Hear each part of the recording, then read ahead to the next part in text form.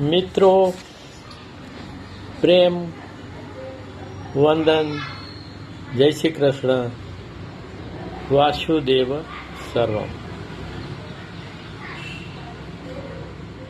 આપણે આપણી જાતને યાદ રાખી શકતા નથી, કારણ કે આપણે મશીન છીએ. આપણી જિંદગી મશીનવત ચાલ્યા કરે છે. આ યંત્રવત જિંદગીમાં જે આપણા શરીરમાં 4 કેન્દ્રો છે, એક વિચાર કેન્દ્ર છે, એક ભાવ કેન્દ્ર છે, એક ચાલન કેન્દ્ર છે અને એક પ્રાકૃતિક કેન્દ્ર છે.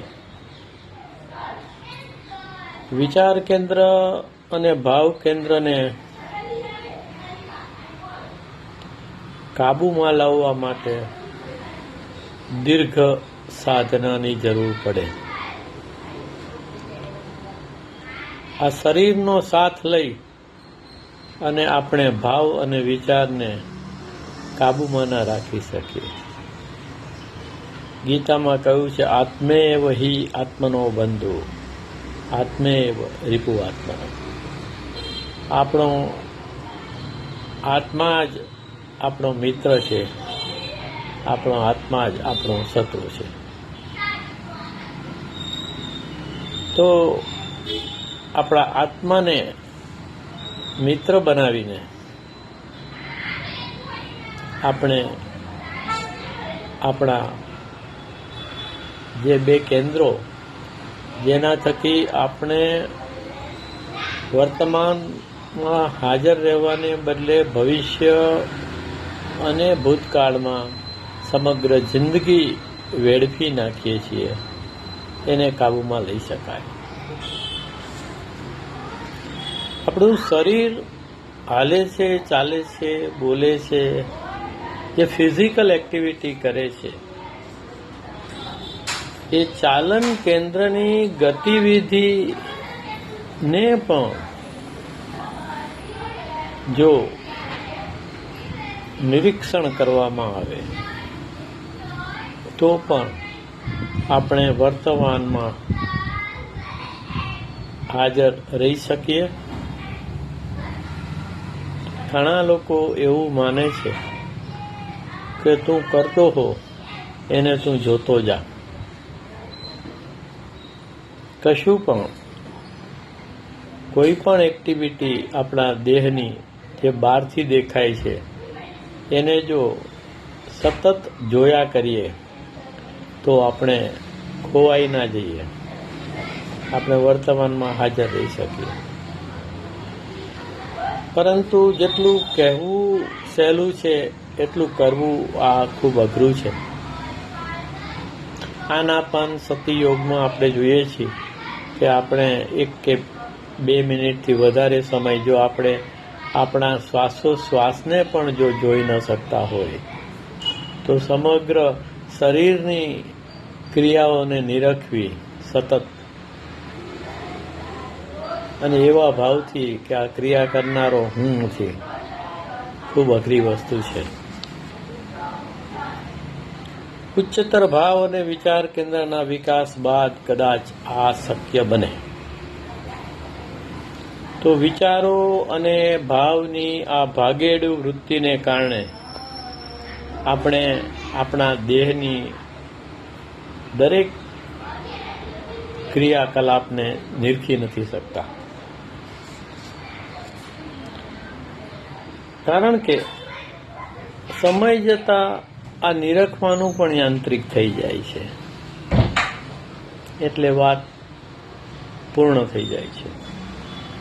આપણે ફરી પાછા ઠેરના ઠેર થઈ જઈએ છીએ. આપણે જે પણ જોવાનું છે એ દ્વિમુખી અવધાન, બાય ડાયરેક્શનલ એટેન્શન. એટલે આપણે જોનારાને પણ જોવાનો છે અને જે વસ્તુ જોવાઈ રહી છે એને પણ જોવાનું છે.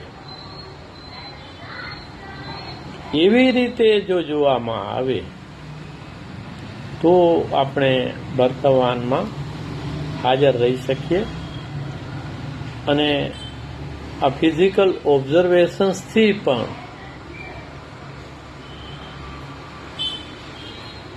જે ચમકારાની આપણે આશા રાખીએ છીએ, જે અલૌકિકની આપણે આશા રાખીએ છીએ, એ ક્યારેક ઘટે.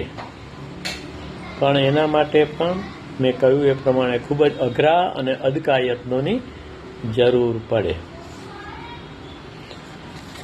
એક નાનકડી રચના રજૂ કરું છું કે જાગવું હોય તો જાતને જો. તો આ પૂર્વ ભૂમિકા આ રચનાના સંદર્ભમાં જ હતી કે આપણે જે કરતા હોઈએ એને જો જોવાનું આપણે દ્વિમુખી અવધાનથી પ્રયત્ન કરીએ, જે ક્રિયા થાય છે એમાં પણ ન ખોવાય,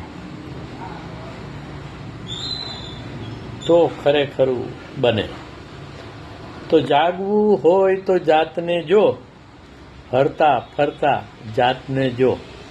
જાગવું હોય તો જાતને જો, હરતા ફરતા જાતને જો.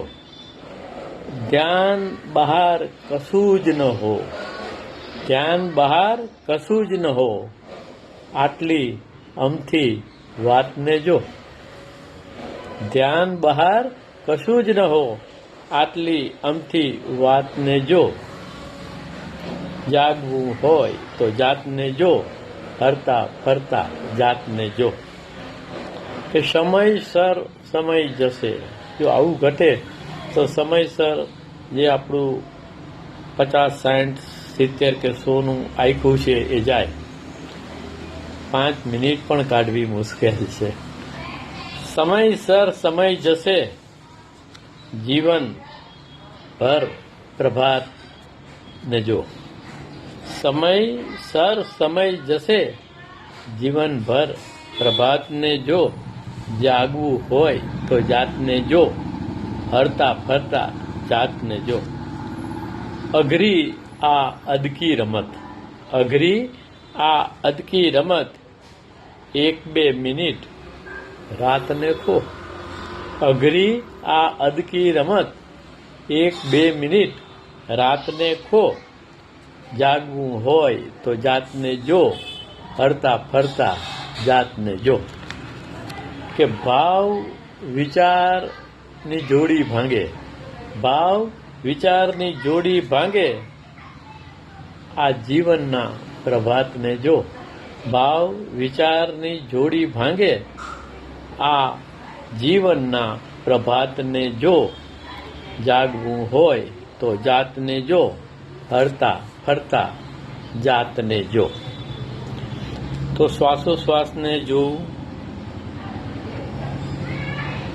કરતા તમે જે પણ કરતા હો એની સાથે એકરૂપ થયા વગર નિરૂપ રહી અને તમારી દૈહિક ક્રિયાઓને જો દ્વિમુખી અવધાનથી જોવામાં આવે તો પણ તમે વર્તમાનમાં હાજર રહી શકો છો. ખોવાનું નથી, માત્ર જોવાનું છે, માત્ર હોવાનું છે અને અનુભવવાનું છે. વીજળીના ચમકારા જેવી વાત છે.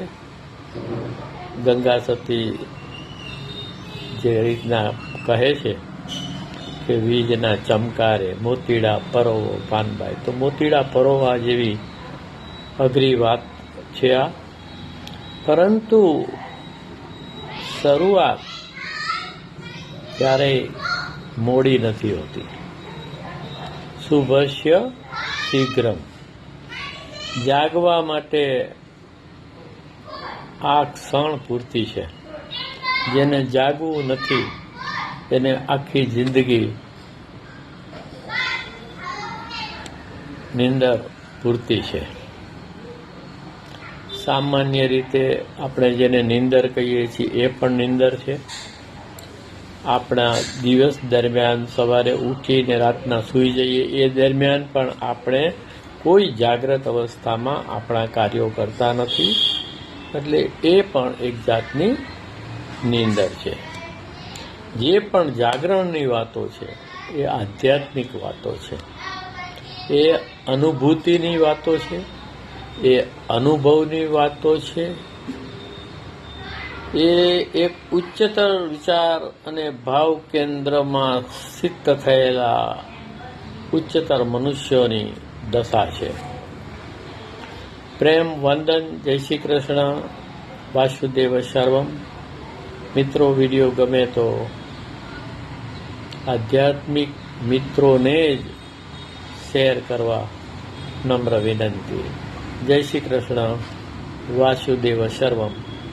કૃષ્ણાત પરમ કિમપી તત્વમહં ન જાને.